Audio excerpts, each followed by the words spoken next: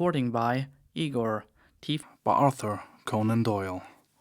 The Horror of the Heights.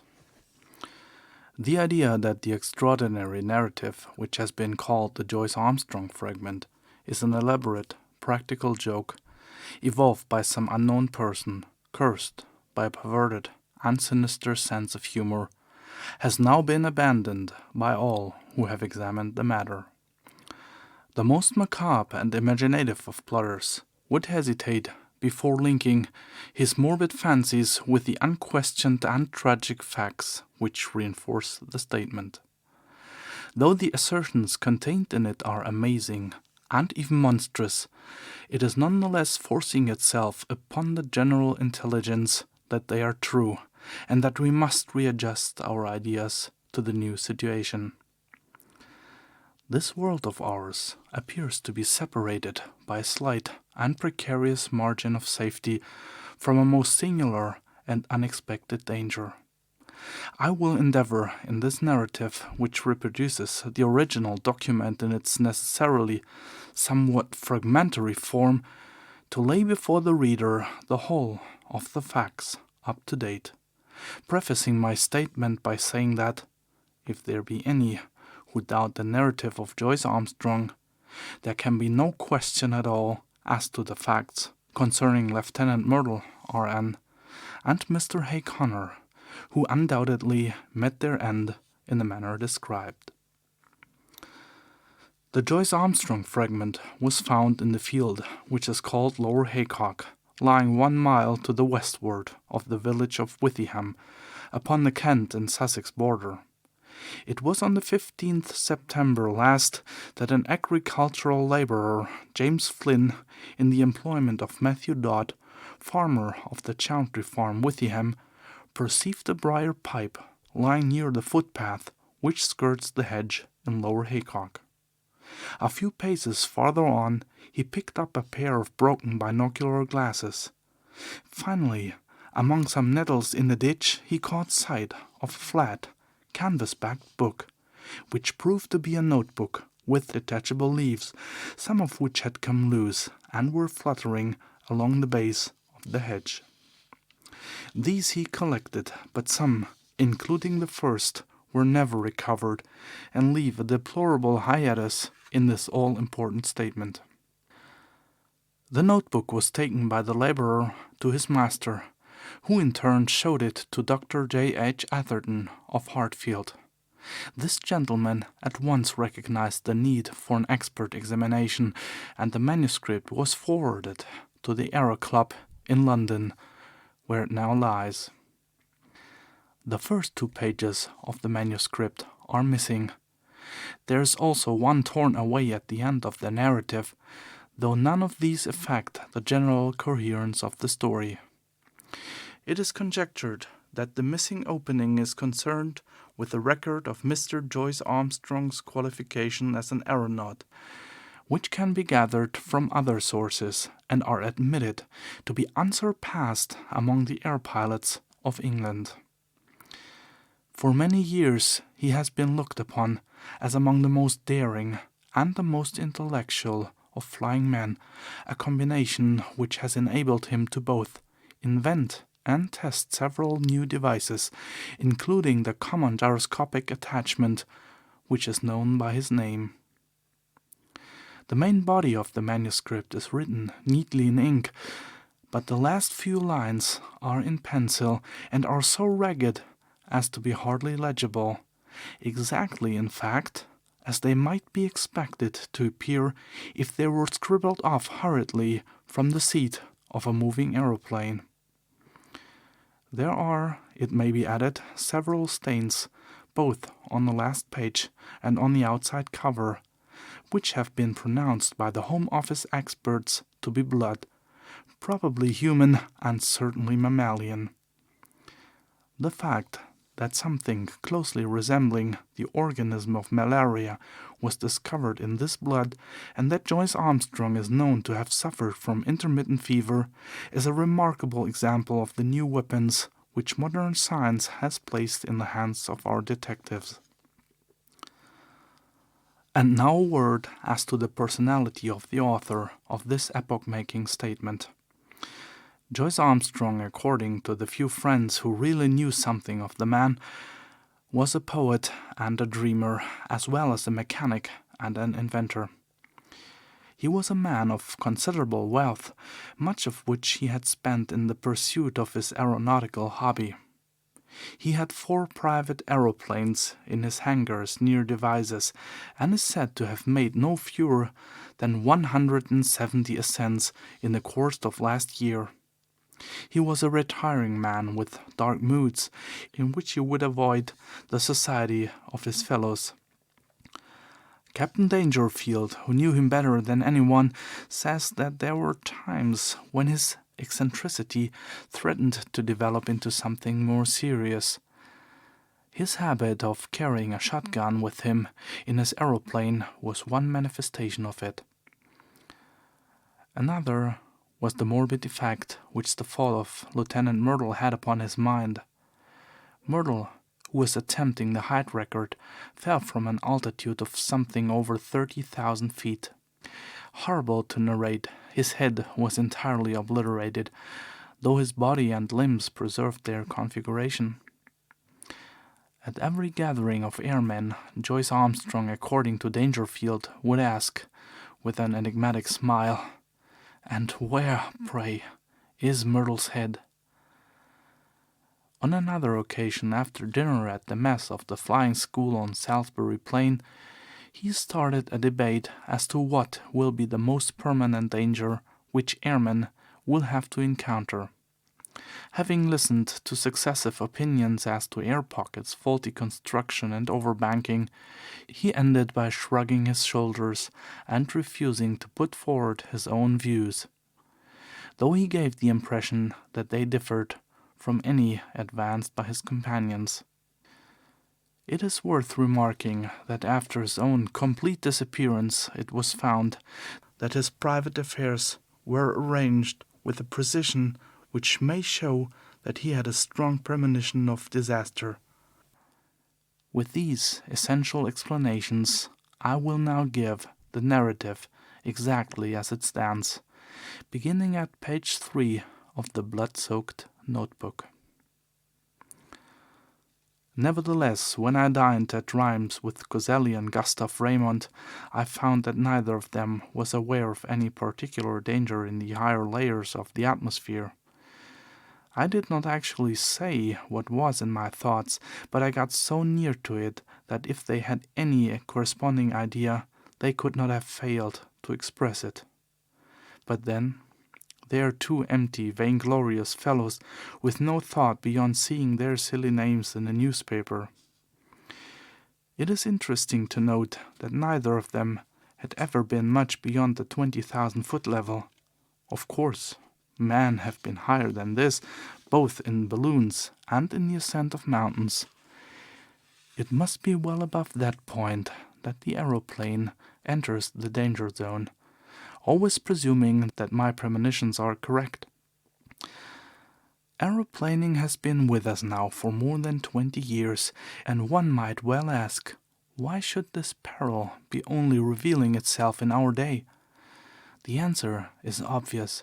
In the old days of weak engines, when 100 horsepower gnome or green was considered ample for every need, the flights were very restricted. Now that 300 horsepower is the rule rather than the exception, visits to the upper layers have become easier and more common. Some of us can remember how, in our youth, Garris made a worldwide reputation by attaining 19,000 feet, and it was considered a remarkable achievement to fly over the Alps. Our standard now has been immeasurably raised, and there are 20 high flights for one in former years. Many of them have been undertaken with impunity. The 30,000-foot level has been reached time after time with no discomfort beyond cold and asthma. What does this prove? A visitor might descend upon this planet 1,000 times and never see a tiger. Yet tigers exist, and if he chanced to come down into a jungle, he might be devoured. There are jungles of the upper air, and there are worse things than tigers which inhabit them. I believe in time they will map these jungles accurately out. Even at the present moment I could name two of them. One of them lies over the Pierre-Bourritz district of France. Another is just over my head as I write here in my house in Wiltshire. I rather think there's a third in the Homburg-Wiesbaden district. It was the disappearance of the airmen that first set me thinking. Of course, everyone said that they had fallen into the sea, but that did not satisfy me at all. First, there was Verrier in France. His machine was found near Bayonne, but they never got his body. There was the case of Baxter also, who vanished, though his engine and some of the iron fixings were found in a wood in Leicestershire. In that case, Dr. Middleton of Amesbury, who was watching the flight with a telescope, declares that just before the clouds obscured the view, he saw the machine, which was at an enormous height, suddenly rise perpendicularly upwards, in a succession of jerks in a manner that he would have thought to be impossible. That was the last seen of Baxter. There was a correspondence in the paper, but it never led to anything. There were several other similar cases, and then there was the death of Hay Connor.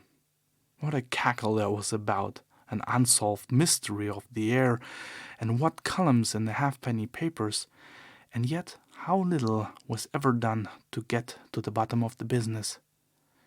He came down in a tremendous volplane from an unknown height. He never got off his machine and died in his pilot's seat. Died of what? Heart disease, said the doctors. Rubbish. Hay Connor's heart was as sound as mine is. What did Venables say? Venables was the only man who was at his side when he died.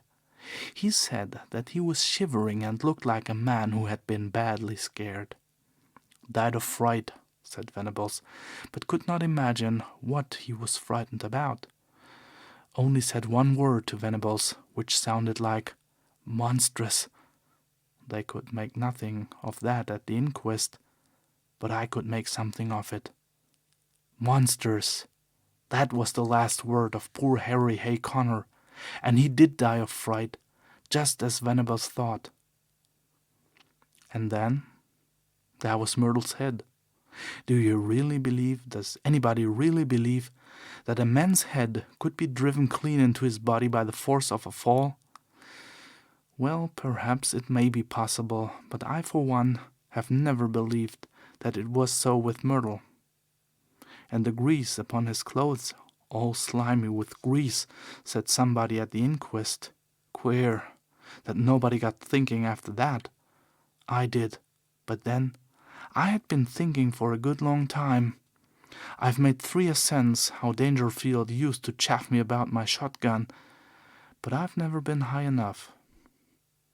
Now, with this new, light Paul Verona machine and its 175 rover, I should easily touch the 30,000 tomorrow.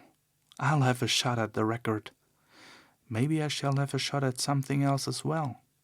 Of course, it's dangerous. If a fellow wants to avoid danger, he had at best keep out of flying altogether and subside finally into flannel slippers and a dressing gown. But I'll visit the air jungle tomorrow, and if there's anything there, I shall know it. If I return, I'll find myself a bit of a celebrity. If I don't, this notebook may explain what I'm trying to do, and how I lost my life in doing it. But no drivel about accidents or mysteries, if you please. I chose my Paul Verona monoplane for the job. There's nothing like a monoplane when real work is to be done. Beaumont found that out in the very early days. For one thing, it doesn't mind damp, and the weather looks as if we should be in the clouds all the time. It's a bonny little model and answers my hand like a tender-mouthed horse. The engine is a 10-cylinder rotary rover working up to 175.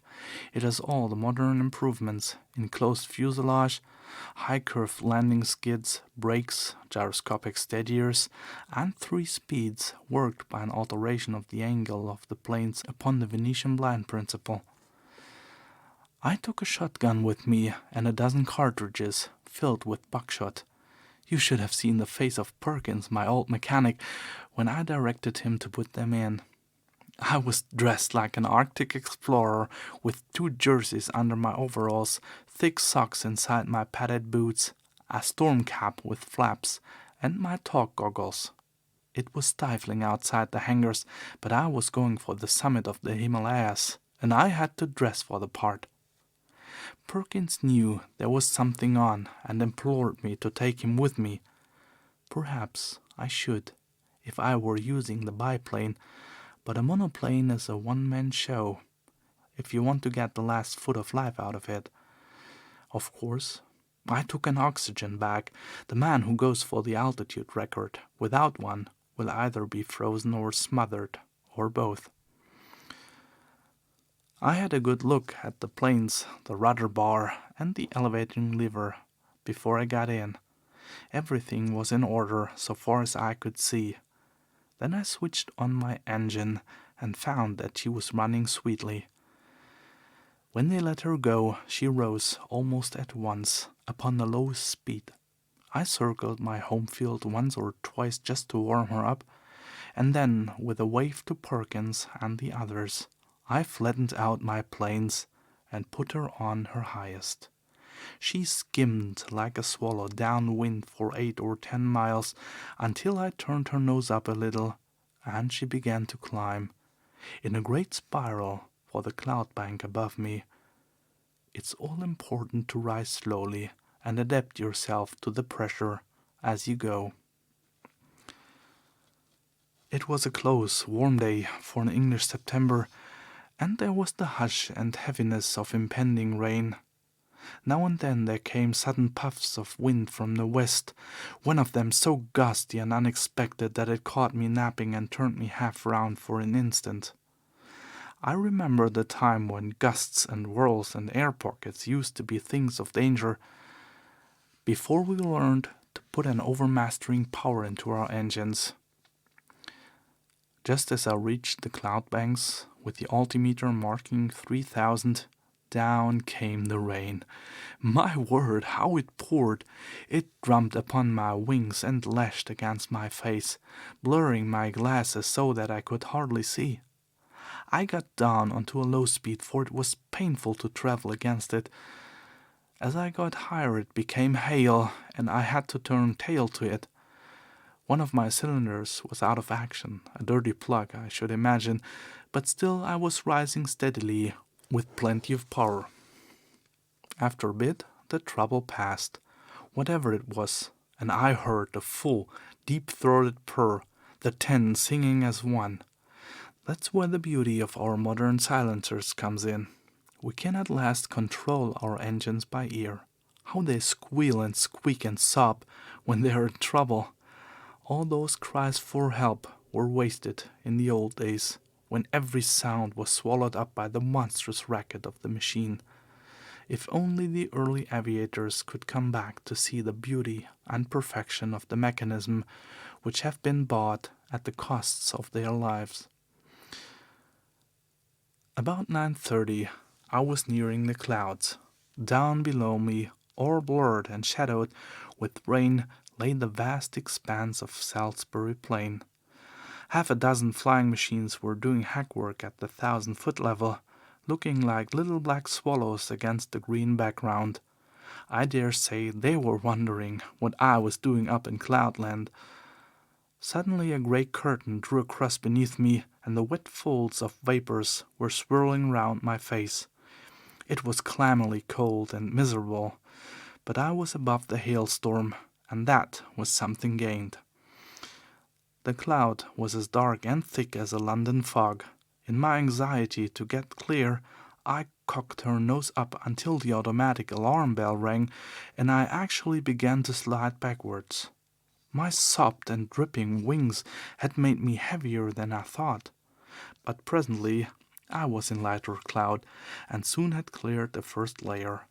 There was a second, opal-colored and fleecy, at a great height above my head, a white, unbroken ceiling above, and a dark, unbroken floor below, with a monoplane laboring upwards upon a vast spiral between them. It is deadly lonely in these cloud spaces. Once a great flight of some small water birds went past me, flying very fast to the westwards. The quick whir of their wings and their musical cry were cheery to my ear. I fancy that they were teal, but I am a wretched zoologist. Now that we humans have become birds, we must really learn to know our brethren by sight. The wind down beneath me whirled and swayed the broad cloud plain. Once a great eddy formed in it, a whirlpool of vapor, and through it, as down a funnel, I caught sight of the distant world. A large white biplane was passing at a vast depth beneath me. I fancy it was the morning mail service betwixt Bristol and London. Then the drift swirled inwards again, and the great solitude was unbroken. Just after 10 I touched the lower edge of the upper cloud stratum. It consisted of fine diaphanous vapor drifting swiftly from the westwards. The wind had been steadily rising all this time, and it was now blowing a sharp breeze, 28 an hour by my gauge. Already it was very cold, though my altimeter only marked 9,000. The engines were working beautifully, and we went droning steadily upwards. The cloud bank was thicker than I had expected, but at last it thinned out into a golden mist before me, and then, in an instant, I had shot out from it, and there was an unclouded sky, and a brilliant sun above my head, all blue and gold above, all shining silver below, one vast glimmering plain as far as my eyes could reach. It was 10:15 o'clock, and the barograph needle pointed to 12,800. Up I went, up, my ears concentrated upon the deep purring of the motor, my eyes busy always with the watch, the revolution indicator, the petrol lever, and the oil pump. No wonder aviators are said to be a fearless race. With so many things to think of, there is no time to trouble about oneself. About this time I noted how unreliable is the compass when above a certain height from Earth. At 15,000 feet mine was pointing east and the point south. The sun and the wind gave me my true bearings. I had hoped to reach an eternal stillness in these high altitudes, but with every 1,000 feet of ascent the gale grew stronger. My machine groaned and trembled in every joint and rivet as she faced it, and swept away like a sheet of paper when I banked her on the turn, skimming down wind at a greater pace perhaps than ever mortal man has moved. Yet I had always to turn again and tack up in the wind's eye, for it was not merely a height record that I was after. By all my calculations it was above Little Wiltshire that my air jungle lay, and all my labor might be lost if I struck the outer layers at some farther point. When I reached the 19,000-foot level, which was about midday, the wind was so severe that I looked with some anxiety to the stays of my wings, expecting momentarily to see them snap or slacken. I even cast loose the parachute behind me and fastened its hook into the ring of my leathern belt, so as to be ready for the worst. Now was the time when a bit of scamped work by the mechanic is paid for by the life of the aeronaut. But she held together bravely. Every cord and strut was humming and vibrating like so many harp strings. But it was glorious to see how, for all the beating and the buffeting, she was still the conqueror of nature and the mistress of the sky. There is surely something divine in man himself, that he should rise so superior to the limitations which creation seemed to impose, rise too by such unselfish heroic devotion as this air conquest has shown. Talk of human degeneration, when such a story as this been written in the annals of our race?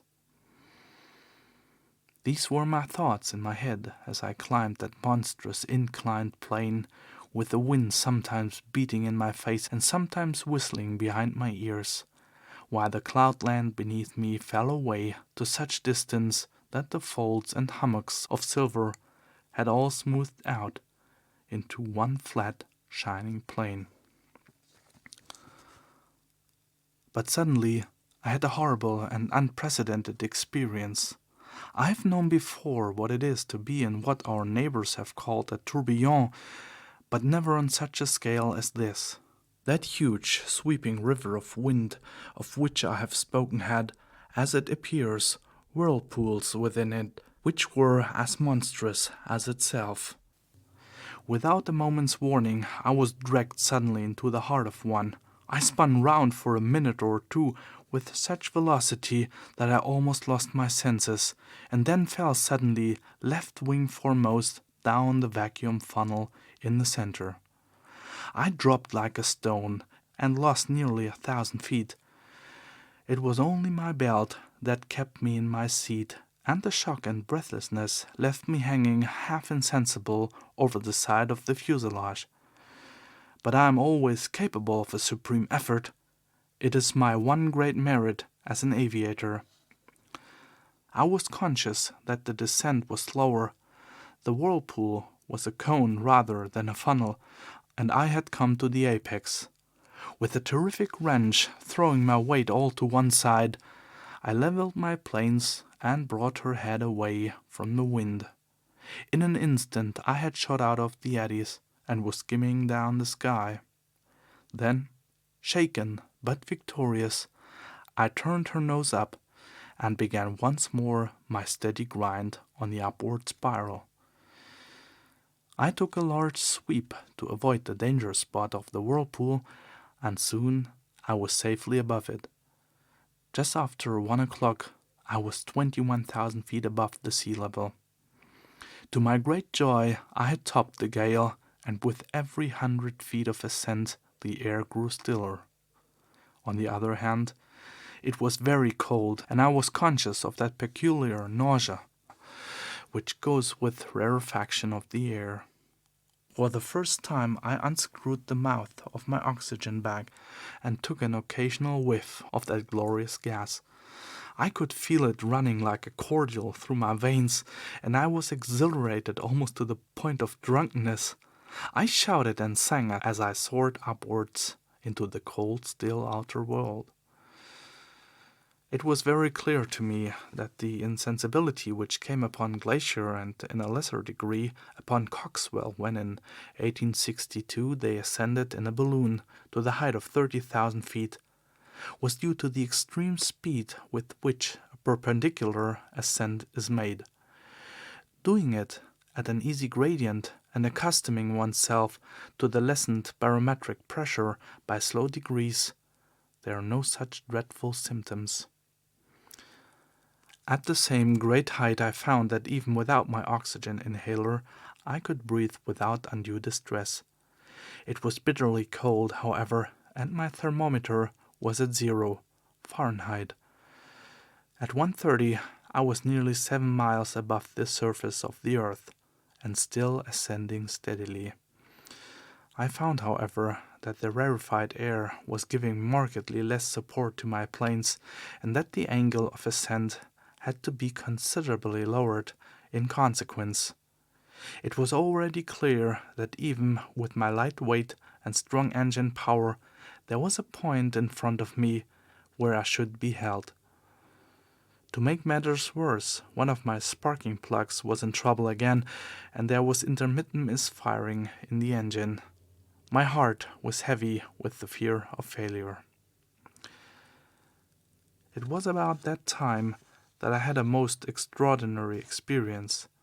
Something whizzed past me in a trail of smoke and exploded with a loud hissing sound, sending forth a cloud of steam. For the instant I could not imagine what had happened. Then I remembered that the earth is forever being bombarded by meteor stones and would be hardly inhabitable were they not in nearly every case turned into vapor in the outer layers of the atmosphere. Here is a new danger for the high-altitude man, for 2 others passed me when I was nearing the 40,000-foot mark. I cannot doubt that at the edge of the Earth's envelope the risk would be a very real one. My barograph needle marked 41,300 when I became aware that I could go no farther. Physically, the strain was not as yet greater than I could bear, but my machine had reached its limit. The attenuated air gave no firm support to the wings, and the least tilt developed into side-slip, while she seemed sluggish on her controls.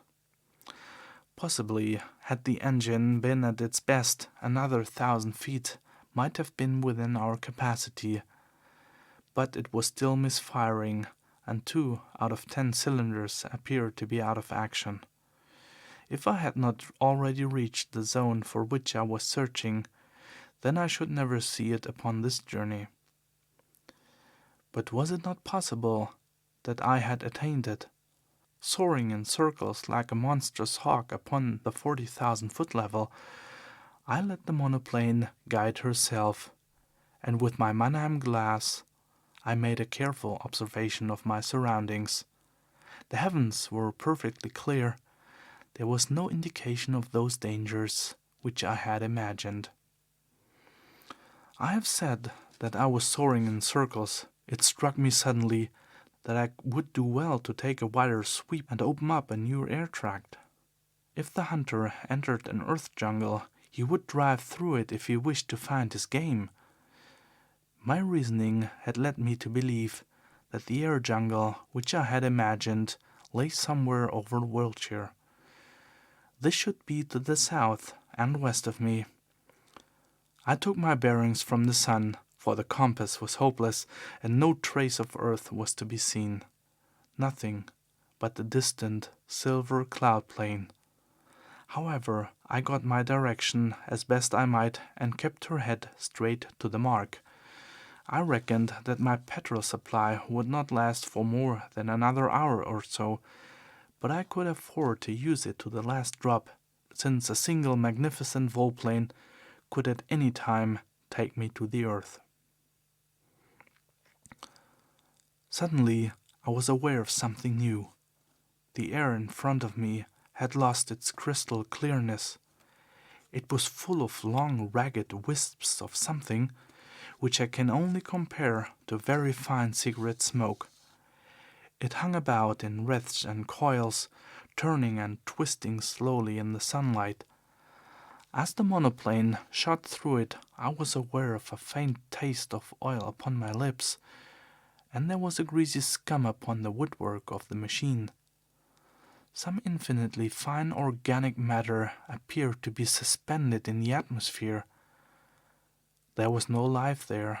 It was inchoate and diffuse, extending for many square acres and then fringing off into the void. No, it was not life. But might it not be the remains of life? Above all, might it not be the food of life, of monstrous life, even as the humble grease of the ocean is the food for the mighty whale? The thought was in my mind when my eyes looked upwards, and I saw the most wonderful vision that ever man has seen. Can I hope to convey it to you even as I saw it myself last Thursday? Conceive a jellyfish such as sails in our summer seas, bell-shaped and of enormous size, far larger, I should judge, than the dome of St. Paul's. It was of a light pink color, veined with a delicate green, but the whole huge fabric so tenuous that it was but a fairy outline against the dark blue sky. It pulsated with a delicate and regular rhythm.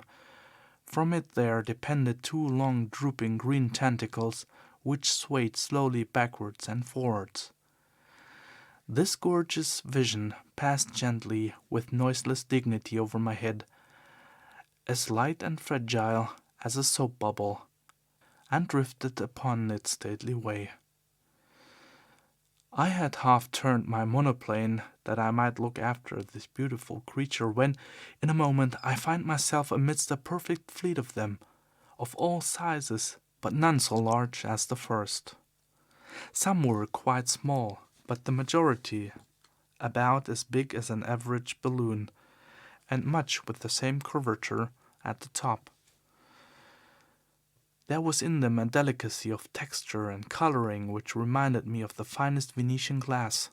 Pale shades of pink and green were the prevailing tints, but all had a lovely iridescence, where the sun shimmered through their dainty forms.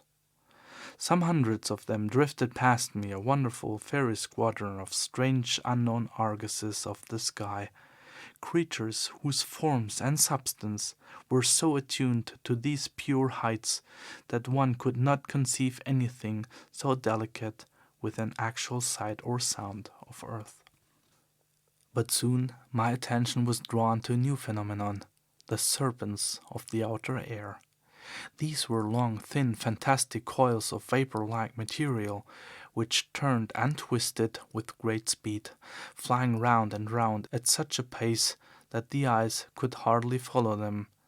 Some of these ghost-like creatures were 20 or 30 feet long, but it was difficult to tell their girth, for their outline was so hazy that it seemed to fade away into the air around them. These air snakes were of a very light gray or smoke color, with some darker lines within, which gave the impression of a definite organism. One of them whisked past my very face, and I was conscious of a cold, clammy contact, but their composition was so unsubstantial that I could not connect them with any thought of physical danger, any more than the beautiful bell-like creatures which had preceded them. There was no more solidity in their frames than in a floating spume from a broken wave. But a more terrible experience was in store for me.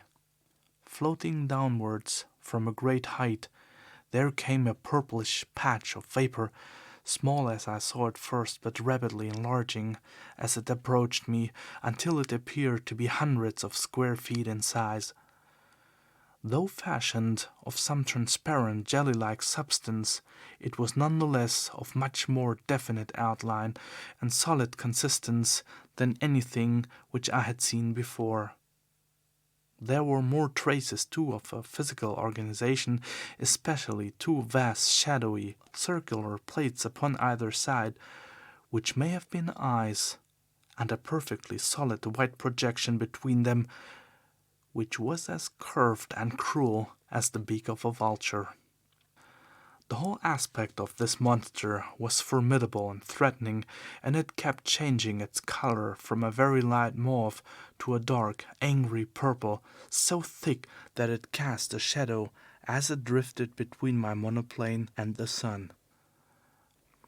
On the upper curve of its huge body there were three great projections, which I can only describe as enormous bubbles, and I was convinced, as I looked at them, that they were charged with some extremely light gas, which served to buoy up the misshapen and semi-solid mass in the rarefied air. The creature moved swiftly along, keeping pace easily with the monoplane, and for 20 miles or more it formed my horrible escort, hovering over me like a bird of prey which is waiting to pounce. Its method of progression, done so swiftly that it was not easy to follow, was to throw out a long glutinous streamer in front of it, which in turn seemed to draw forward the rest of the writhing body. So elastic and gelatinous was it that never for 2 successive minutes was it in the same shape, and yet each change made it more threatening and loathsome than the last. I knew it meant mischief. Every purple flesh of its hideous body told me so. The vague, goggling eyes which were turned always upon me were cold and merciless in their viscid hatred. I dipped the nose of my monoplane downwards to escape it.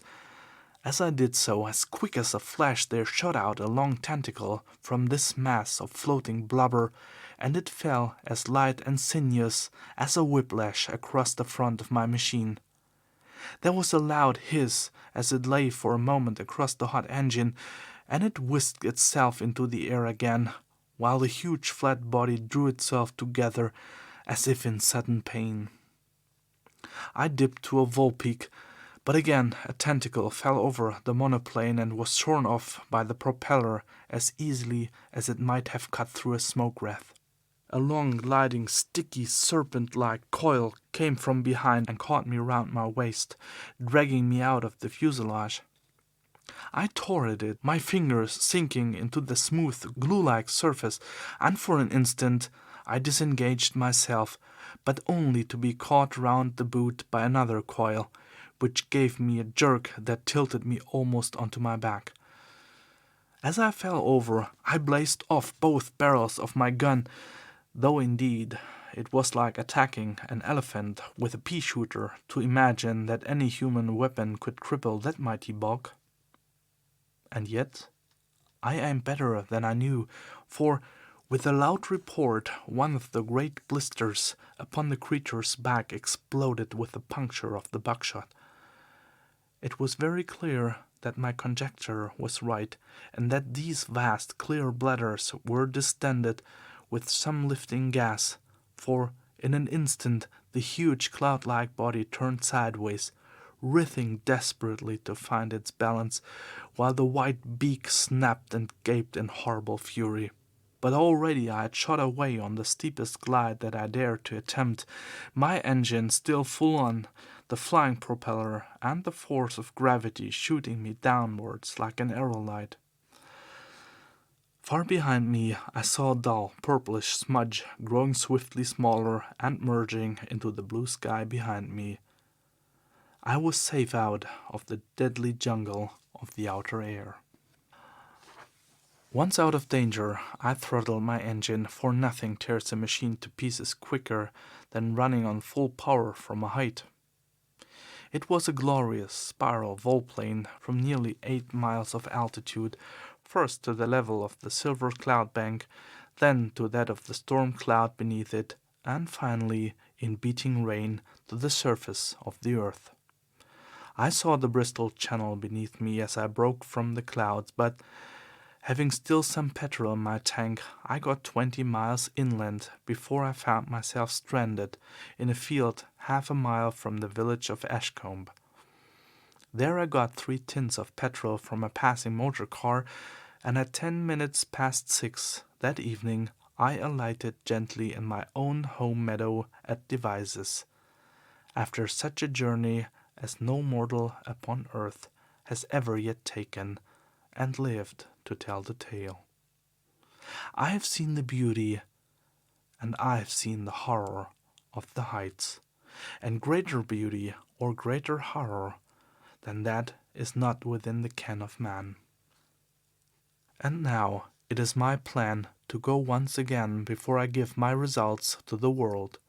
My reason for this is that I must surely have something to show by the way of proof before I lay such a tale before my fellow men.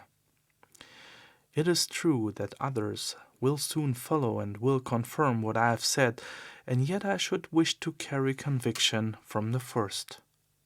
Those lovely iridescent bubbles of the air should not be hard to capture.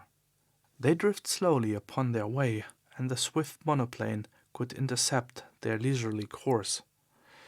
It is likely enough that they would dissolve in the heavier layers of the atmosphere, and that some small heap of amorphous jelly might be all that I should bring to earth with me. And yet something there would surely be by which I could substantiate my story. Yes, I will go, even if I run a risk by doing so. These purple horrors would not seem to be numerous. It is probable that I shall not see one. If I do, I shall dive at once. At the worst, there's always the shotgun and my knowledge of. Here a page of the manuscript is unfortunately missing. On the next page is written in large, straggling writing. 43,000 feet. I shall never see Earth again. They are beneath me. 3 of them. God help me. It is a dreadful death to die. Such in its entirety is the Joyce Armstrong statement. Of the man, nothing has since been seen. Pieces of his shattered monoplane have been picked up in the preserves of Mr. Budd Lushington upon the borders of Kent and Sussex, within a few miles of the spot where the notebook was discovered. If the unfortunate aviator's theory is correct that this air jungle, as he called it, existed over the southwest of England, then it would seem that he had fled from it at full speed of his monoplane, but had been overtaken and devoured by these horrible creatures at some spot in the outer atmosphere above the place where the grim relics were found. The picture of that monoplane skimming down the sky with the nameless terrors flying as swiftly beneath it and cutting it off always from the earth while they gradually closed in upon their victim is one upon which a man who valued his sanity would prefer not to dwell. There are many, as I am aware, who still jeer at the facts which I have here set down, but even they must admit that Joyce Armstrong has disappeared, and I would commend to them his own words. This notebook may explain what I am trying to do and how I lost my life in doing it, but no drivel about accidents or mysteries, if you please.